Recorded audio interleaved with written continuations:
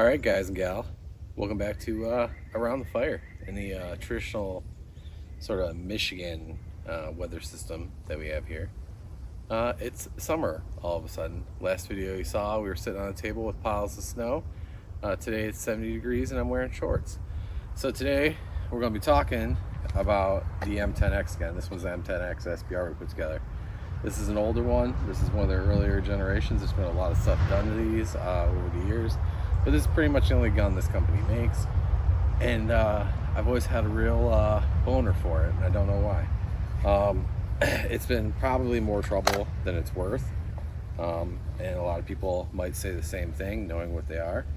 The most recent thing was it was having a lot of light primer strikes, and I'm like, what the heck's going on?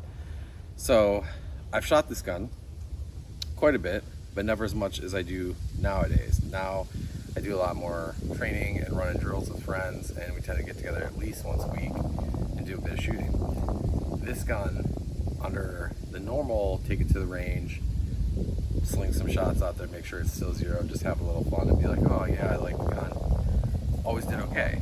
Now that I'm putting it through its paces, it just seems to start having all these hiccups and stuff. And I don't like keeping guns that aren't reliable. So what did I do? I took it apart.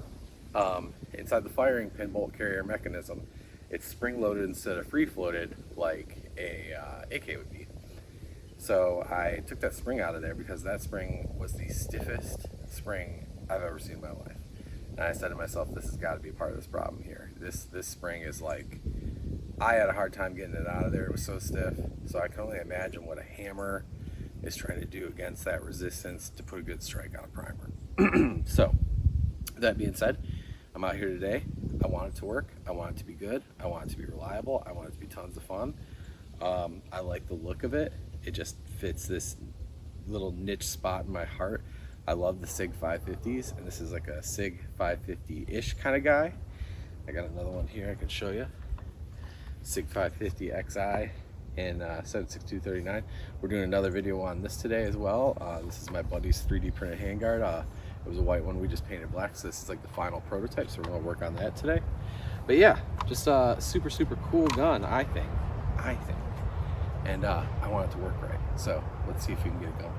All right, so we got some Igman brass and a Pro Mag transparent smoke mag, which I just think is dope because it looks like the old SIG mags. I will say, probably not the best magazines in the world. I have had some of the lips crack on them and stuff like that.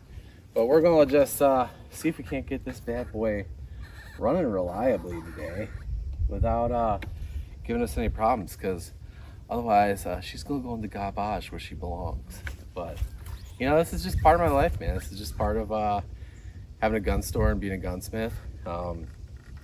I see a problem, and it's like bad dating habits, you know what I mean? I see a problem and I want to fix it, you know? It's like the ladies out there. Yeah.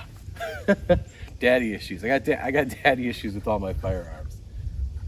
All right, ears and eyes, safety first, all that good jazz, the things I usually forget, but I remembered today.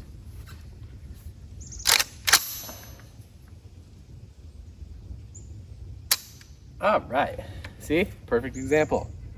What the fuck, right? Now we know we got some good ammo in the gun now. Did not pick up a round off that mag. Maybe it's a mag now.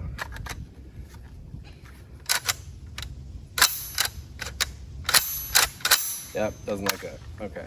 All right. We are trying now Pro Mag, PMag. I'm sorry, yeah. A Magpul PMag. This is a Pro Mag. Did not like the Pro Mag. Like I said, it's got thick feed lips on it. I had some other guns crack them, so I'm gonna work on this guy.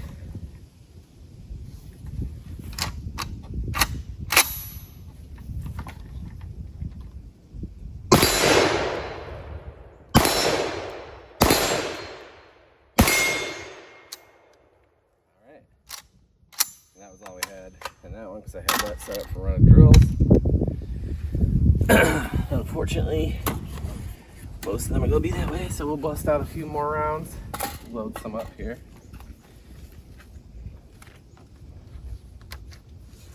like I said, man, when that gun runs, oh.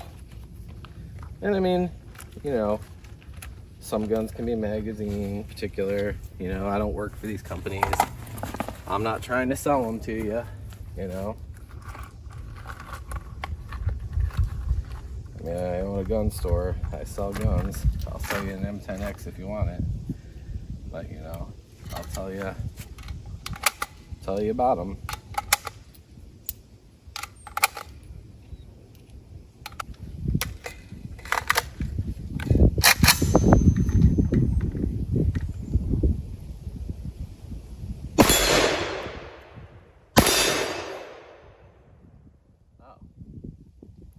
Well, shot the bolt right out of that target. That's unfortunate.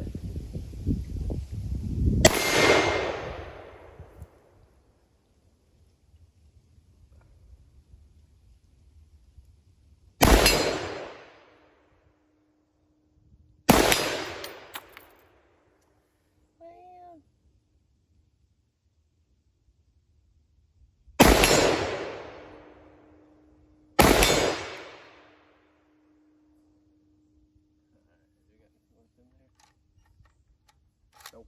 Oh, yep. Able to pick up a round? That was weird. Little plate.